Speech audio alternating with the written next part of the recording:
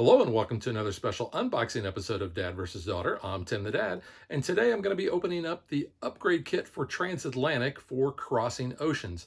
Now, Crossing Oceans is a new implementation of Transatlantic, but if you already own Transatlantic, you can get this upgrade kit for about half the price. And what it includes is a new board and such. It's expecting you to have the major components from Transatlantic, which would be the wooden pieces, the cards, and so forth. So let's just open it up and find out what all we get in there.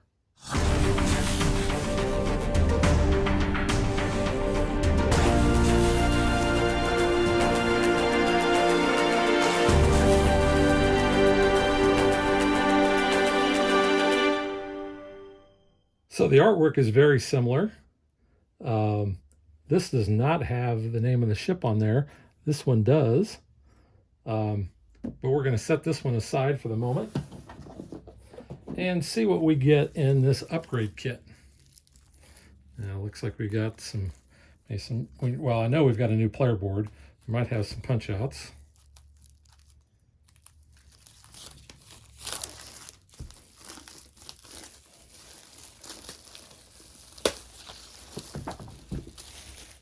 Looks like we got some player aids here. Yeah, so we have English on one side and I'm assuming German on the other. Not really sure. These are pretty flimsy.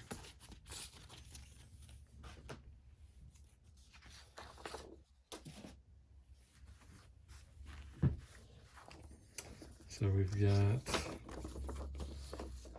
let's see.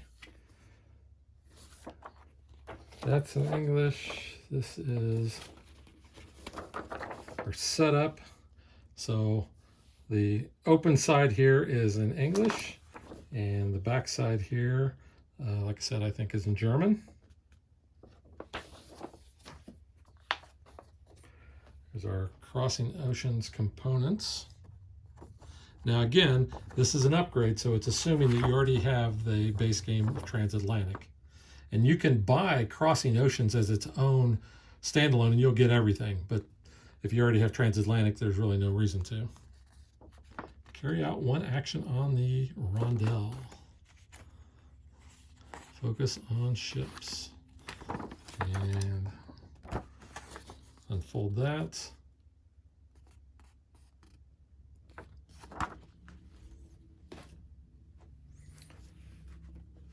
So it looks like we do have new punch outs, and in Transatlantic you have cards for all the ships, and now they are cardboard tokens.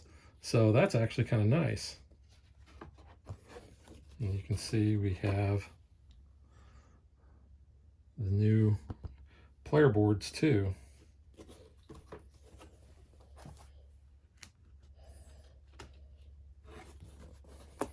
Oops.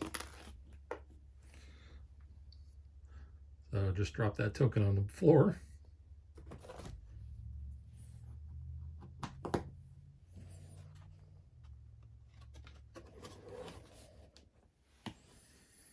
And I'm going to go through and I'm going to see, just to make sure that we have a one-to-one for what ships are in Transatlantic. So those are all of our punch outs. Now here is our player board.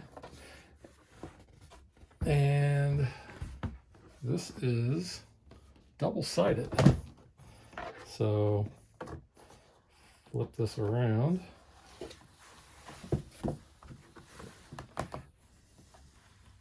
See, this is pretty big. So we have our rondelle wheel down here. We have our South Atlantic, North Atlantic, Indian Ocean, Tasmanian Sea, Pacific Ocean, which the Tasmanian Sea was different.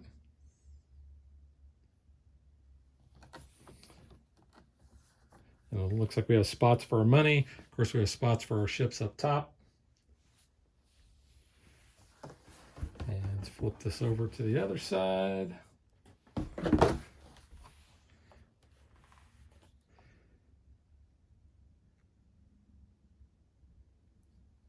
It's a very colorful looking board here. So your cities, instead of your named oceans. So what I'm going to do now is I'm going to go ahead and I'm going to punch out the rest of the pieces. And then I'm going to open up Transatlantic and show you the boards and everything that come with that. So here is everything you're going to get in that upgrade kit. And I do want to point out on the back of this sheet, it tells you for the Transatlantic upgrade, from the original Transatlantic game, you need the following components: all your wooden pieces, your captains, your houses, your coal, the banknotes, which is the paper money, and it says follow the rules and setup of crossing oceans to play the game. Then you have the designer note. So you can see we have 4 player aids. We have 4 of these player boards. You can see that's what the back of that looks like. We've got our setup and our rules, as well as our tokens. And then our ships are now these cardboard tokens. And then we also have these that have the oceans on the back of them. You can see those are the ships. So next thing I'm going to do is open up Transatlantic and make sure that we have a 1-to-1 for the ship cards that we had in Transatlantic, and find out where we may have a little overlap in the tokens. So the boards that came with Transatlantic, we had 3 that were marked 3-player, 2 that were marked 4. If you flip them over, you can see the 2s on that side. And if you flip these over, you can see we have 4 there as well on a couple of those. So we have enough for all those. But the biggest difference is that in Transatlantic, you had these victory point positions on the board. And if you look at the Crossing Oceans one, you don't have that, but you have money, looks like 30 pounds, 60 pounds, and 90 pounds there. So we already know this is going to play a little different.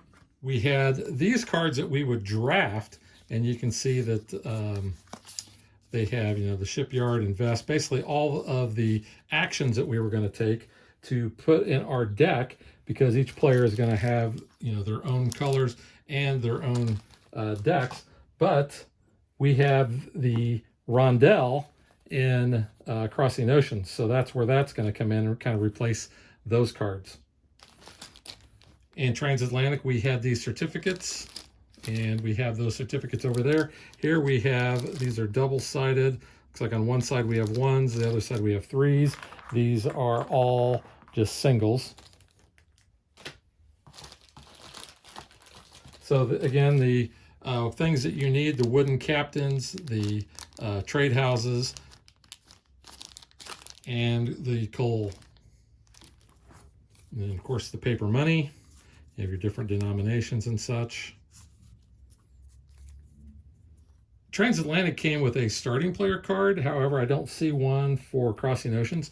Not to say that you don't just use this one, but based on player count and which side do you want it, did you want the seas or the cities? And that's kind of the way the Crossing Oceans board is too. Here we have the cities on this side, and I already showed you the other side that has the seas, and that's kind of that blue color.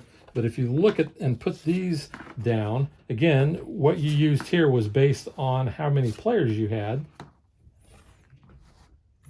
And I'm going to have to move those down a little. And you can see in the North Atlantic, it had us put that Scotia card. And here, the Scotia token already has North Atlantic on the back of that. So now if I flip this over, you can see what the other sides look like for the cities.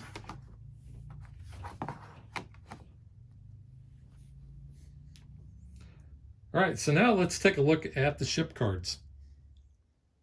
So those starting ship cards that we had in Transatlantic, those represent these ocean tiles that we have here. So you can see we have Ariel, Leander, Thermopylae, and Cutty Sark, and Scotia.